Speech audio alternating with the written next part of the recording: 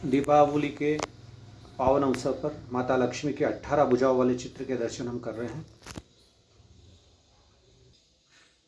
रतलाम के प्रकांड विद्वान श्री आचार्य दुर्गा शंकर जी ओझा और साथ में बैठे हैं श्री गोपाल जी चतुर्वेदी साहब। गुरु जी प्रणाम। बोलो। गुरु जी, दीपावली का क्या महत्व है?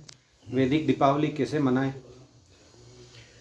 दीपावली पर्व को पंच दिनात्मक पर्व होता है जी धन त्रयोदशी से भाई दूज तक ये पर्व मनाया जाता है। जी धनवंतरी जयंती को धनवंतरी का पूजन जी और स्थिर लक्ष्मी सिक्कों का पूजन किया जाता है जी और यम के लिए शाम को दीपदान चौराहे पर रखा जाता है। जी।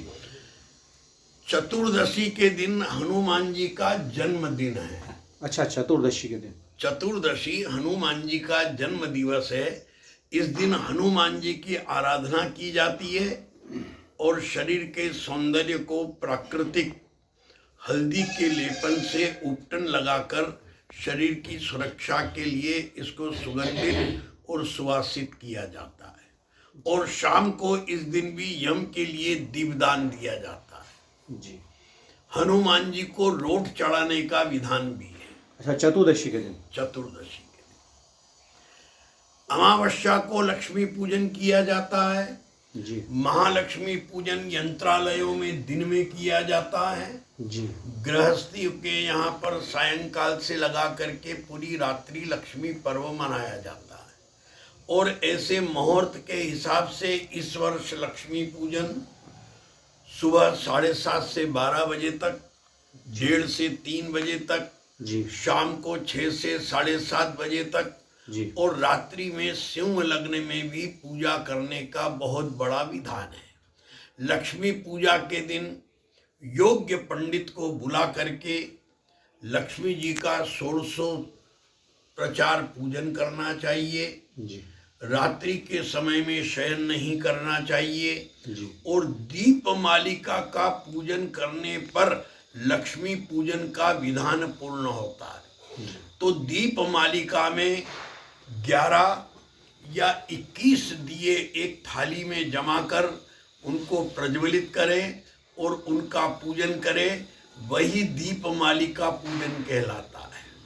ये विधान है। समय में लक्ष्मी नारायण ओतप्रोत का पाठ करें, गोपाल सहस्त्र नाम का पाठ करें, लक्ष्मी सहस्त्र नामावली का पाठ करें तो व्यापार में विशेष वृद्धि होती है और मनोभिलाषित कामनाएं पूर्ण हो। प्रतिपदा को अन्नकूट विधान करने का है क्योंकि इस दिन भगवान ने गोवर्धन का पूजन किया था। इसमें 56 भोग लगाने का विधान है। अन्नकूट प्रतिपदा को होता है। इस वर्ष प्रतिपदा दोपहर में 2 बजे बाद आएगी और दूसरे दिन 2 बजे तक रहेगी, इसलिए अन्नकूट महोत्सव मंगलवार को मनाया जाएगा।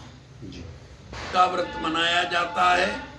हमारे देश में केवल 2 व्रत हैं और उन व्रतों का विधान ये है कि राखी पर भाई बहन के घर जाता है और भाई दूज के दिन बहन भाई को अपने घर पर बुलाकर उनका सम्मान करती है।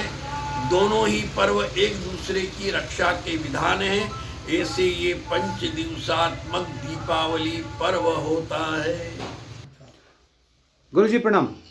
अभी गुरुदेव ने जो नियम बताए हैं, इनका पालन नहीं करता है तो किस प्रकार के दोषों का पात्र बनेगा? अष्टादश भुजा वाली जो महालक्ष्मी है, जो मूल प्रकृति है जी, जिनसे सारी शक्तियाँ उत्पन्न हुई, जी जी जी, वो संसार की जगन माता, जिससे ब्रह्मा विष्णु और शिव जी भी जो इनकी आज्ञा का पालन करते हैं जी हैं, सब इनके अधीन है। और 33 देवता, 33 करोड़ नहीं, 33 देवता जी, 33 कोटि शब्द का अर्थ लोगों ने करोड़ों लगा लिया, जबकि 33 ही देवता है। टाइप है वो एक तरह का। हाँ, प्रकार है जी। तो ये 33 देवता भी जो है उस दिन इंद्र के साथ में जी, देवराज इंद्र के साथ में देवी महालक्ष्मी की पूजा करते हैं जी। और इंद्र के पास जितनी भी संपदा है सब महालक्ष्मी के आशीर्वाद से है। जी जी ब्रह्मा विष्णु और शिव जो संसार की रचना करने वाले ब्रह्मा, जी। पालन करने वाले भगवान महाविष्णु जी। और जो है संहार करने वाले भगवान शिव, इन तीनों के पास जो शक्तियाँ है वो उनके नाम भी मैं आपको बताता हूँ। भगवान शिव के पास जो है क्रिया शक्ति के रूप में महाकाली है। जी जी विष्णु भगवान के पास जो पालन करता है उनके पास द्रव्य शक्ति के रूप में महालक्ष्मी है। जी और जो संसार की रचना करते हैं ब्रह्मा, उनके पास ज्ञान शक्ति के रूप में सरस्वती उनके पास में है। जी जी इस प्रकार ये तीनों देव जी। अपनी अपनी शक्तियों के द्वारा इस संसार की पूरी व्यवस्था को चलाते हैं, जी है ना। अच्छा, अब महालक्ष्मी की पूजा कब होती है? धनतेरस के दिन, धन त्रयोदशी के दिन महालक्ष्मी की पूजा होती है। चतुर्दशी के दिन भी होती है, लेकिन अमावस्या के दिन जो महालक्ष्मी की पूजा जो 5 दिन तक के 5 दिवसात्मक ये पूरा त्योहार पर्व है, इसमें जो है अमावस्या के दिन जी जो है माता लक्ष्मी के साथ में व्यापारी वर्ग, व्यापार पुस्तिका मलिन के जो बही खाते हैं उनकी पूजा होती है, जी जी है ना। और दूसरे दिन जो है अन्नकूट पर्व जी मनाया जाता है। और भाई दूज के दिन जो है भाई बहन एक दूसरे की रक्षा का संकल्प लेकर के एक दूसरे का सम्मान करते हुए इस पर्व को मनाते हैं। ठीक है। अभी गुरुदेव ने जो बताया है दीपावली के बारे में, जी तो ये जो जन सामान्य नियमों का पालन नहीं कर पाता है, जी। तो वो किस प्रकार के दोष का पात्र होता है? देखिए साहब, महालक्ष्मी पूजन जो है, इसमें आदमी वर्ष भर लक्ष्मी जी से यही कामना करता है कि हमारे घर में सुख, सौभाग्य, धन, ऐश्वर्य आदि की प्राप्ति आकर के हो।